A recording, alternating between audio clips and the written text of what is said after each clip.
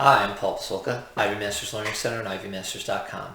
And today we're going to look at Test 5, Section 3, number 10, which reads, if a squared plus b squared equals z and ab equals y, which of the following is equivalent to 4z plus 8y? So I'm going to show you two ways to do this. The first way, we're going to pick numbers. Now, if you could do this algebraically, do it algebraically. If you can't do it algebraically, you could still get it done by picking numbers. You should just know this approach to picking numbers because it might be more helpful in another problem. So do pay attention to both methods. First off, I could pick numbers. Now, when you're picking numbers, if you've got, let's say this equation, I've got 3 variables, I got to pick for 2 and solve for 1. We want to keep it simple. Let's make a equal 1 and let's make b equal 1. Now, the only thing you have to worry about there is when I look at my answer choices, if I plug in 1 for a and b, do I get 4 different answer choices? I do. So I could keep it that simple.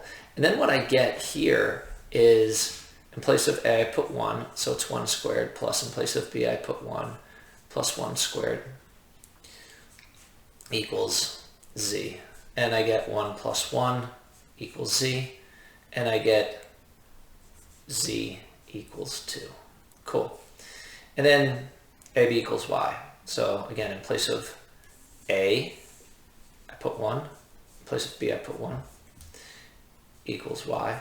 So 1 equals y. So y equals 1 as well. These are your 4 variables and what they represent. Now the question, pay attention to the question. The question's asking what's 4z plus 8y equal. So 4, and then my z is 2. 4 times 2 plus 8y, and my y is 1. 8 times 1. So 4 times 2 is 8. 8 plus 8, we get 16. Okay? Now, when your a is 1 and your b is 1, you get 16 as your answer. So now what I'm going to do is, when I go to my answer choices, in place of a, I'm going to put 1. In place of b, I'm going to put 1. And I'm going to eliminate anything that doesn't give me 16.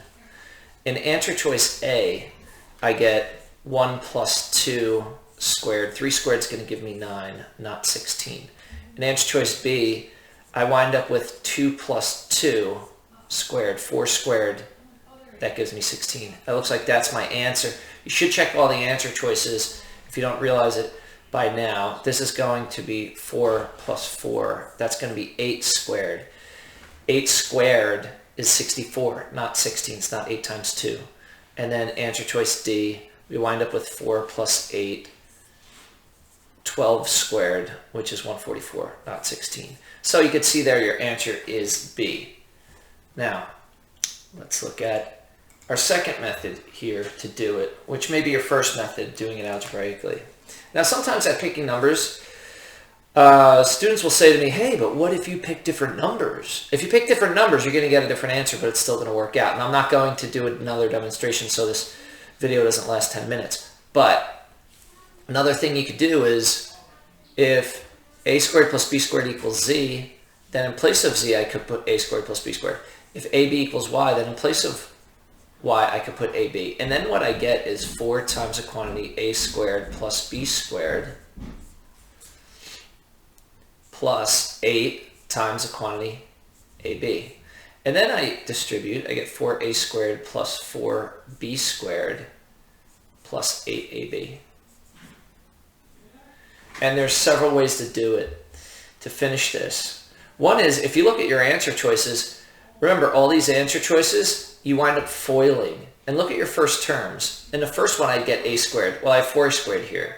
In my answer choice B, I would get 4a squared. That's what I need. In answer choice C, I'd get 16a squared. That's not right. In answer choice D, I'd get 16a squared. That's not right. So I find that if you focus on your first or your last terms, then you could finish this pretty quickly. Now, if you did this strictly algebraically, the order that you're used to seeing this in is 4a squared plus 8ab plus 4b squared.